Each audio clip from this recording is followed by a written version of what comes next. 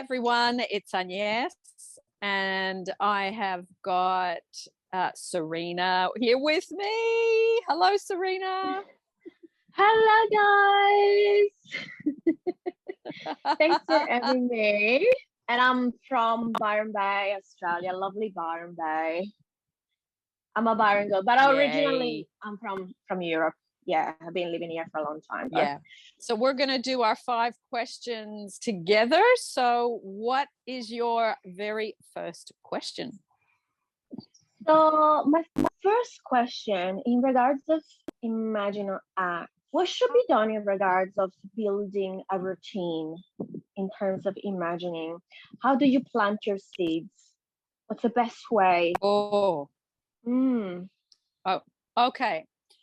Well, imaginal scenes, I think, are best done at night, as Neville talks about, because it's the last thing you take into sleep. So you're creating something, going over something, and where your energy and focus go is then what becomes your experience. So I think doing it, say, 5 nights a week. I wouldn't do 7 nights a week personally, because I think it gets a bit exhausting. I think just doing 4 to 5 nights a week and being consistent, I think that's enough.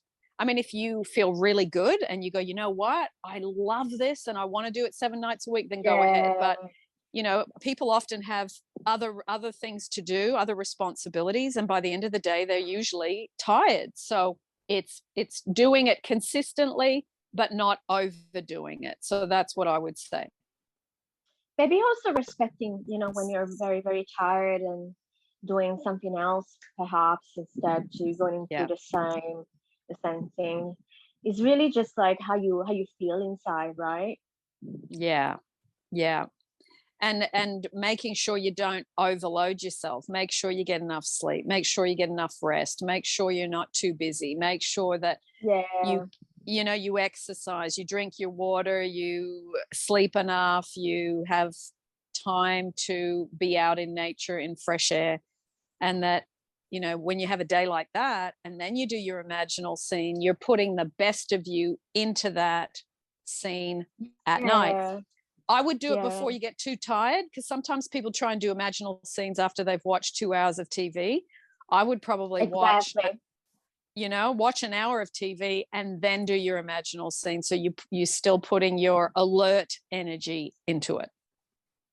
Right. Exactly. Because it's always, you know, on the back of my mind, why I just fall asleep during my imaginal scene, and then you wake up, you know, the morning after and just being completely paranoid about what is the thing that I have thought about the most before I went to sleep, you know. Because we tend to, you know, if someone is disappointed, to feel disappointed, you know, right into the imaginal act, and their vision probably won't be as effective. But it's one thing after the other one, isn't it? Yeah, it's lay the good foundation, then do the imaginal scene. Lay the good foundation, do the imaginal scene. Now, we all have days where we're tired or more tired. So, you know, try and do it on your days off from work. Try and do it, you know, at a good time for you, in terms of some people some people go to bed early, some people go to bed late, but work with your body clock. Yeah. And the second question I have for you is pretty much follow what you just mentioned, the self-concept. So there are a lot of there is this culture on the Facebook group about work on your self-concept, which sometimes is misunderstood. My take is, I don't know what your take is, feeling exactly the state of the I am wanted, as opposed then repeating it without feeling anything. What do you think someone should do to fall into those states? If that makes sense in what I asked you, obviously. Yeah, I think, Serena, it's getting into the feeling place is the most challenging thing, because when you feel unwanted and you feel unloved and you feel not good enough and you feel insecure, you think, well, how do I get into a feeling of feeling wanted? And it sounds easy as a theory, but it's not as easy in the application. So I think it's going back and remembering a time in your life when you felt wanted, when you felt loved, and you generate those images that then activate the feelings in the body naturally. So whatever that memory is for you, you go back, and it doesn't matter how old you were. Memories are strong because of emotion. That's why we remember them. So either negative emotion or positive emotion. So if you can generate even just one memory where you felt loved and wanted and appreciated and you felt really secure in that Yeah. moment, then activate that within yourself before you try and go into I am wanted affirmations. That helps. Use what you know and use what you've got. Have you got a third question? I do. My specific person came back to me. He came back, and there is a little bit of past hurt that I'm trying to work with. So, I'm sure there are a lot of people out there that struggle with forgiving the past. And so, what should we take in consideration when it comes to welcome a person back into our lives, even though where it was really really hard because of it was pretty much a projection from us of being not good enough and being in a state of second best. And then we tend to when the SP finally start to walk back to the relationship, we tend to project all these feelings of anger towards them. And that happened before, and that made it really really difficult for us to re-engage. But I can see that I'm struggling a little bit with that, and I wanted to ask you, not what should I do, but what is your opinion in regards to that? I think it's firstly understanding, it's looking back at the past with fresh eyes of today. So when you understand everyone's you pushed out, you don't have to forgive them. You have to forgive yourself, you see, because you didn't know better, so you couldn't do better. And now you know better, you can do better. So you go back and you go, okay, I've still got hurt about that because of what they did. So therefore, I'm not really in sync with everyone's me pushed out when I'm thinking that. I'm still holding the hurt because I think they did something to me. So it's really about reminding yourself that if you were in a third party situation, or when you were in a situation where you weren't, say, being treated with love and consideration and kindness, or someone was angry at you, or they were mean to you, or they were doing the opposite, which is they would be totally absent and disappear, all of those things definitely hurt and affect us. But if you say, okay, if those were the things that happened to me, then let me spend a little bit of time looking at where my head was at the time. Let me spend a little bit of time looking at what was I doing. And usually when people don't treat you well or they disappear, there is usually, I'm not saying all the time, but in my experience of working with people and in my own life and seeing my friends, etc., there is some level of neediness that pushed that person away, or that created that them being mean and nasty or hurtful to you by saying certain things. So it's like people try and push you away when you're trying to get from them love. So once you admit that to yourself and you say, you know what, I was trying to get love, I was trying to get more, I'm not getting enough, I'm not getting enough, I want more, I want more, I want more, you're not giving it to me, you're not giving it to me, you owe me, you should give me more, what is this, why are we not talking about commitment? If you can say to yourself, okay, the reason I ended up being pushed away or being in a third party situation was because I wasn't in a good mental and emotional state, and that person chose to move away from me. I'm going to take responsibility for that, whichever ones of those it was. I'm going to acknowledge that, and I'm going to say I forgive myself. Because It's really forgiving the self for putting yourself in those types of situations. That's where the forgiveness needs to be. Because if someone was treating you, if someone was treating you badly or moving away from you, and you looked at the real reasons why, not about them, but about yourself, what have I got going on? Have I been playful? Have I been happy? Have I been free? Have I been in joy and in happiness? The answer is no. Because if you were, people love being around you. So it's just saying it, not to blame yourself, not to judge yourself or criticize, but to say, you know what, I'm going to acknowledge that's where I was, and I'm going to accept that I was doing the best I could at that time, but it had consequences, and the consequences was this situation, how it ended up with this person. So now that I know what I did, and it was just a projection, and what came back at me was it was a miscreation, an unwanted creation. Now I know how to correct that. And first, I'm going to forgive myself for that. I didn't know. I didn't have the knowledge. I didn't have the skills, because I was never taught that at school. I was never taught that by family. Now I'm learning it. Exactly. So I think when you start to really go into deeper levels of everyone's you pushed out, you really take full responsibility for what came at you. Not from a self-blame, but from understanding and acceptance. Yeah, because Neville talks a lot about everyone else if you pushed out, and it goes in and out from the different books that he wrote, but it doesn't really go on that level. Because you can be a little bit and we need you, Agnes, to translate.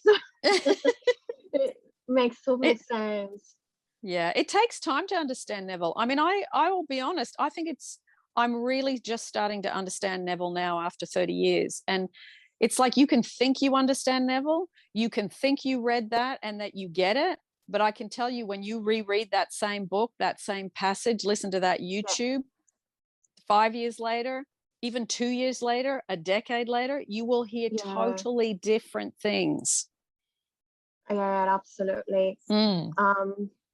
Yeah, I guess it's one of those things that, and it's very, very hard to grasp.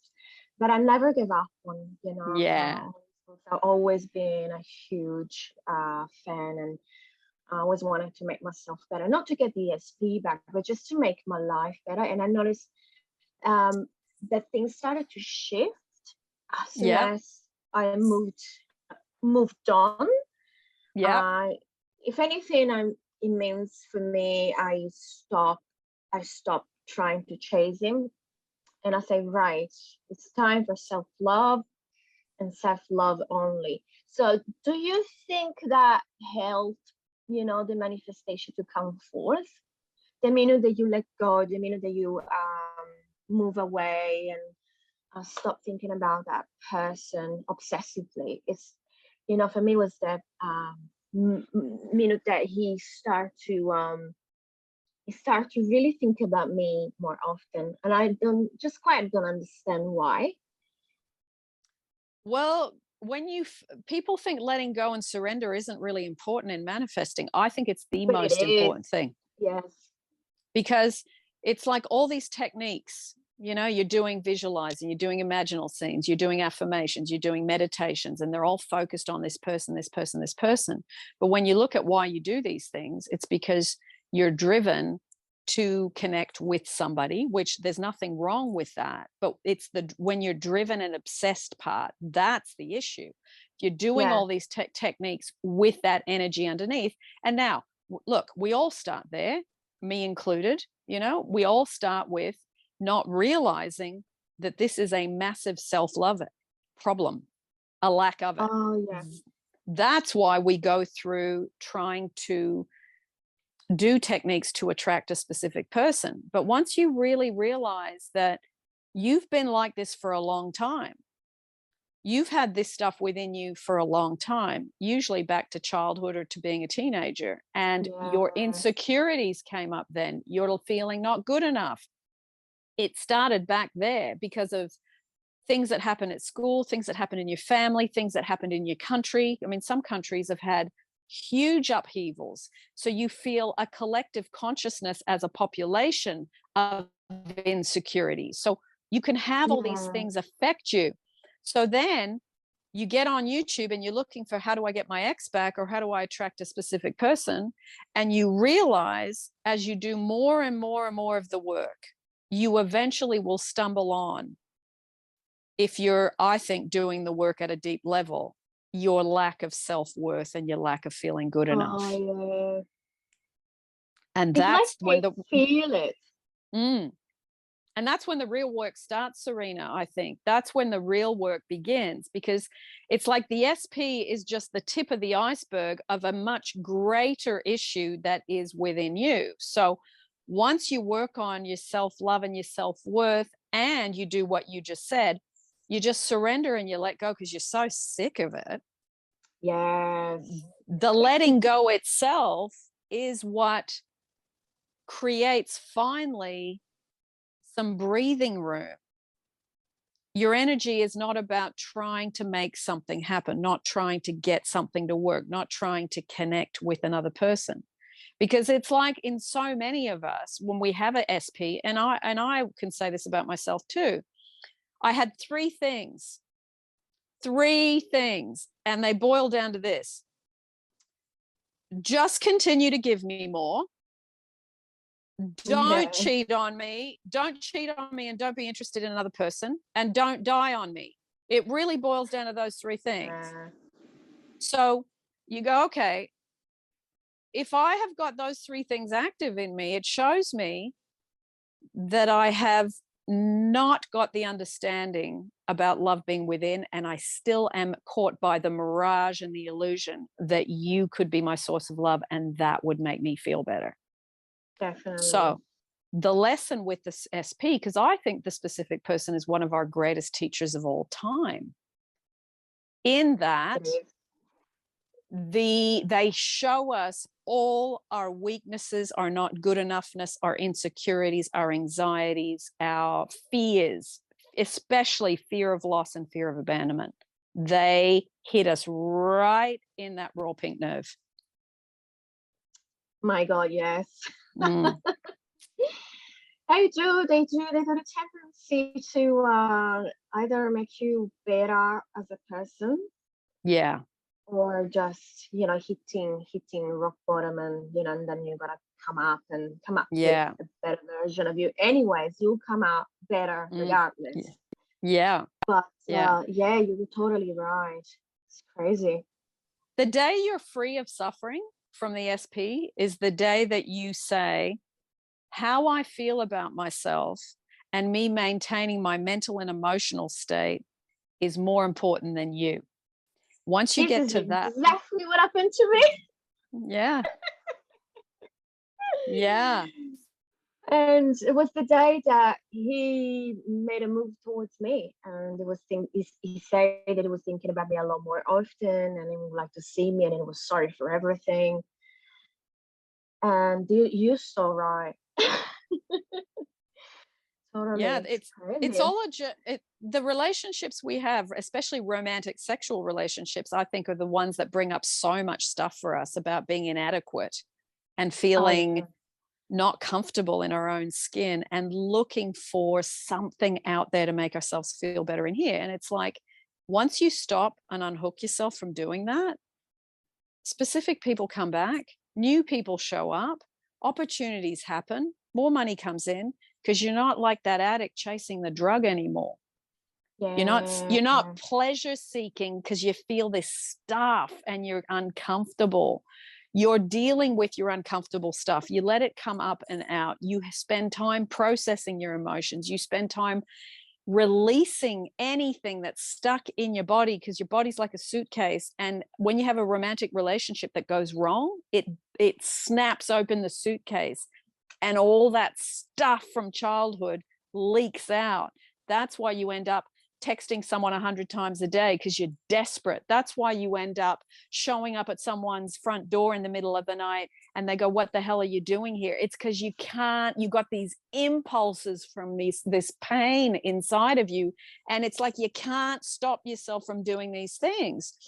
But it's if you can let that emotion out, and then when when you have a huge cry and you've had this intense pain, and then you just you get to the point where the relief is just huge.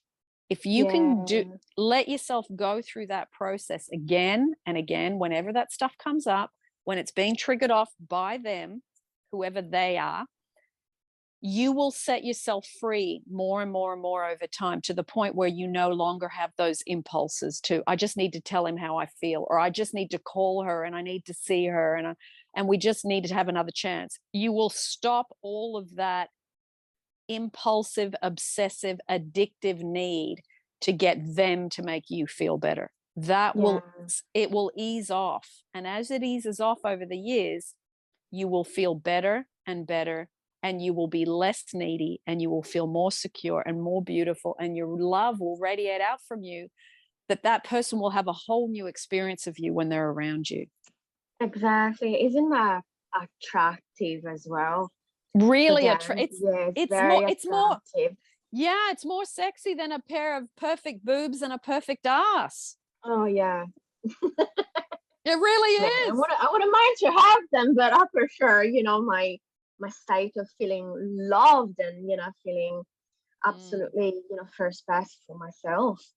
Yeah. And I swear that happened exactly like you said, when I completely changed, when I completely let go, and I say, okay, now I'm just going to stand up and, look after this person, which is me, the most important person. Yeah. Yeah.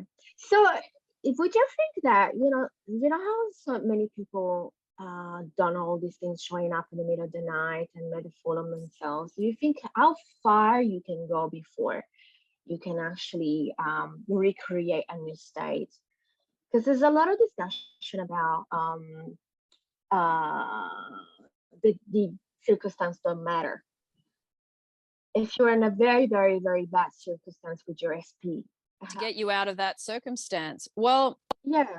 If you've ended up in a circumstance that you really just go, oh, that is awful, I don't want that. What that tells you is where your vibe's at and where you are at, because that circumstance is reflecting back to you in real time where you're really at. Not where you say you're at, not where you think you're at, not where you'd like to be at, where you're really at. That's the evidence. The result is in front of you. So that whole thing of circumstances don't matter, I would say circumstances matter in that it gives you a photograph of where you are, so that you can then go, okay, now I'm going to begin the work of pulling my attention away from that horrible scene I've got going on, the drama that's been created, the person going off with someone else, or something that's caused me excruciating pain, or a breakup where they actually say, I don't want to be with you anymore. You look at the circumstance and you go, it does matter, but not in the way that we think. It matters because it gives you an accurate temperature reading of where you're at. Then from there, you go, okay, if I've created that, then I can create something different if I change what I'm doing in my thoughts, in my emotions, and in my whatever state I've been marinating in, desperation, neediness, trying to avoid, because what we try and avoid by doing all these behaviors and creating drama is I'm trying to avoid being left and not being loved. That's what we're trying to avoid, because that abandonment pain's horrible. Abandonment pain makes you feel like you're going to die. You honestly feel like you're going to die. Oh my gosh. So yeah. So the circumstances matter in that it gives you a photograph to then go, okay, I can change that, but I've got some work to do within me, because my state of unlovedness, my state of desperation, my state of neediness, my state of intense off the Richter scale fear of abandonment and fear of loss has created that for me. Therefore, I need to really dig deep and work on what's really going on underneath. So living in the end isn't going to help you when you're in that state. Exactly right. You can do living in the end a million times a day, but if it's coming from desperation, neediness, obsession, and fear of abandonment, you are putting the wrong ingredients into your living in the end, and it's not going to hatch properly. You have to change, as Neville talks about, you have to change your state. As Abraham Hicks says, you've got to get in the vortex, and you've got to feel happy. They've all got different ways of saying it, but it's about remembering out there is showing me in here. Out there is showing me in here. I can't rearrange the chairs on the Titanic because the boat's going to sink. I have to come back and correct. It's inside, then out. It's inside, then out. You must correct and fix your inside self, which is you've got to go from feeling unloved, the unloved, unwanted state, to the loved and wanted state. Start here, drop that beautiful emotion into yourself, then practice surrendering and letting go. And then you've unhooked the person, you've taken your foot off the back of their neck. You have to love me for me to be happy. That is the greatest gift you can give somebody. It's the greatest gift you can give somebody, taking your foot off the back of the neck, and you get your hands off your hips. You need to love me so I can feel good. And if you don't, I'm going to create drama, or I'm going to punish you, because that's what we do. When we're in that painful state, we try and get rid of the awful feeling, and we try and hurt people, poke people, manipulate people, control people, yell at people, force people, push people to do what we want them to do because we don't want to feel this. Yeah. Oh, I'm guilty of all of that. Me too. Oh, look, me too. I've done it to many men in my life. Don't you worry. I should interview them so you can see it. Oh, imagine if you can do that. No, I wouldn't. But it would, if we ever did, boy, oh boy, the contents of what they thought of me. I wasn't in self-love then. I can tell you, I was in how do I force somebody to love me state. That was where I was at that time. So, I get it. I get that what the stuff that happens in childhood creates behaviors in us to try and work out how to milk love from people. That's what we learn. And we do that just through painful circumstances. That's where we have to have self-forgiveness and have self-compassion and self-love and say, you know what, you went through a lot. No one knows what you went through more than you.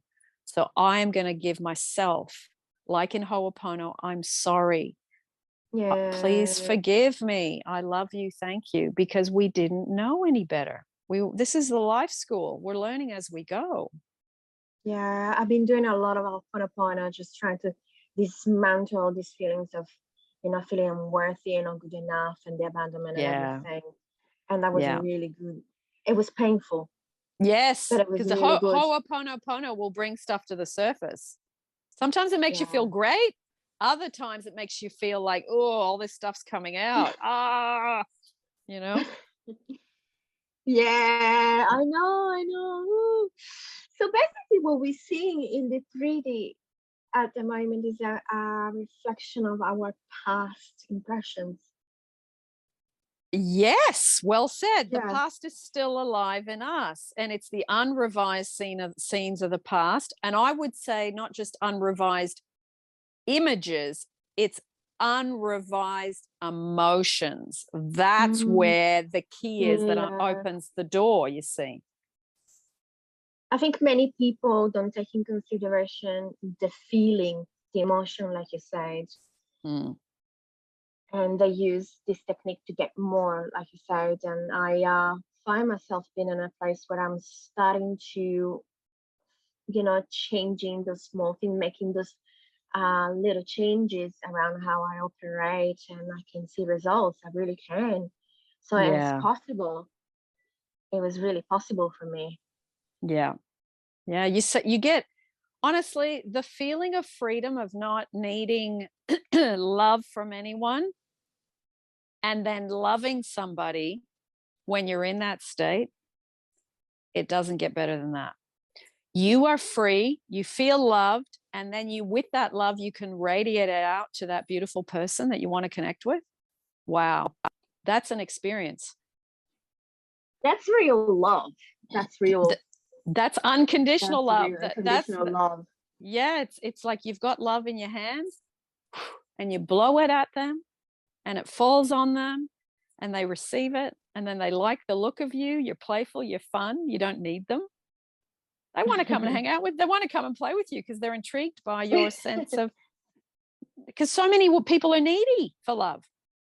And so many True. people are still not understanding that they're needy for love. They're just trying to, you know, and that's the people that are in that state still are watching those YouTubes that say, you know, get them to commit, make them beg for you, get them to conform. When you're in that state of neediness, you're watching all those YouTubes and you think that that's the way to get somebody to turn around and be with you. I can tell you, you've got your ladder up the wrong wall if you're watching those YouTubes, because that is still about trying to force and control and suck love out of somebody. And I think, and I'm going to say it, it is spiritually disturbing and wrong to do that to a human being that you say you love. Because if you love, you would never do that to somebody. So many So, YouTubers out there are using, this type of games to yeah. hook you in, and yeah, it's just really sad to see. Well, there's lots, I think there's people that do it really well, but there are givers and takers on YouTube. And I think the givers are the ones that, one, are experiencing a wonderful relationship. You know, you can talk about an SP, but are you living with it? Are you doing it yourself? Are you practicing it? Are you still in it? Are you still developing and maturing and learning deeper levels of it yourself? You know, so I think you got to be careful as to who you listen to, not just on YouTube, but in your family, in your friends, in your Facebook groups, in your wherever. Is the person that's giving you advice, are they living Yes, it and doing yes, a good job on that subject? That's yes. something, ask yourself that. And it's just between you and you. You don't need to answer anyone, but say, who am I listening to? And are they actually doing a good job with this? Like, you know, if I look to manifest more money, I'm not going to go to somebody that's got, you know, $20,000 in the bank. I'm going to go and talk to people that have done extremely well with money, and it's an easy subject for them, and their vibe, you can feel their vibe. And it's the same when you know someone's got a specific person and they're living it, you can feel the vibe. It's not head knowledge where they're just talking. It's a feeling place. It's a mental state. It's a whole Mm, spiritual experience that you can feel that they are in it. So yeah, it's just being mindful. And I know so many people these days are getting bombarded from all sorts of, there's more now to be bombarded from than there was when I was trying to manifest my specific person. You know, there's just, I can see people just going, oh my God, I'm so overwhelmed, there's so much stuff out there.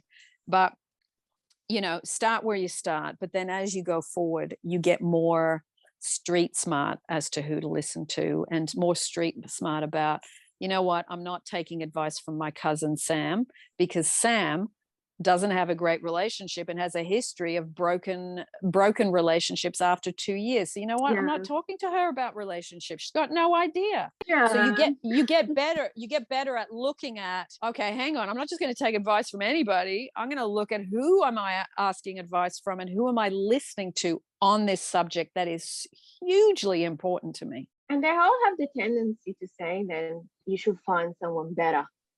I hate that. Well, Because really, yeah, the statement should be, you should become someone better so that you can attract someone better. That would be a better statement. we live and learn, and you are a valuable coach out there. And I've been with you for now 4 years and a half since I experienced a, most heartbreaking breakup, and things got better and better. So thank you so much for letting me address all these questions. And I'm speaking on behalf of my friend Mariana from New York. Hi, Mariana. Ah, And lovely. she wanted me to ask you a question. So one of them is been addressed. So yeah, Oh, thank you so good. much, Agnes. Oh, my pleasure, Serena. My pleasure. And I look forward to coming back to Oz once the timing's right with what's going on over there, and enjoy my beautiful beaches Yeah, once again. I would like instead to come back to Europe sometime. So I think I will just trying to do my Yes, living in the end when I can. But I that's have it. a lot going on with my SP, and I hope that I will have an interview with you one day. But I just want to be just Yeah. sure. You know what I mean? Yes. Yeah. Yeah, lovely. Yeah, we will do that interview when when it's stable and level and consistent, we will do it then, Serena. Thank you for your questions. They were great questions. Thank you. I think a lot of people will relate to them. Yeah, I was hoping that no one asked these questions before. I thought about it for 3 days and I thought, I don't want to just be so lame and just talking about the SP, constantly. But there are critical things that you cannot ask to normal Sheila, for instance. That yeah. Well, do you want to say bye to everybody? I will say bye, and then you and I can say goodbye in private afterwards. Sure. Bye, guys. Thank you so much, Agnes. Thank you for coming on and giving your time, Serena. It's appreciated. And bye, everyone. I will put down below some SP stuff, and I will also put down self-love stuff, which is, as you know, really important if you want to have a good relationship. So thanks for joining us, everyone, and I will see you in the next YouTube.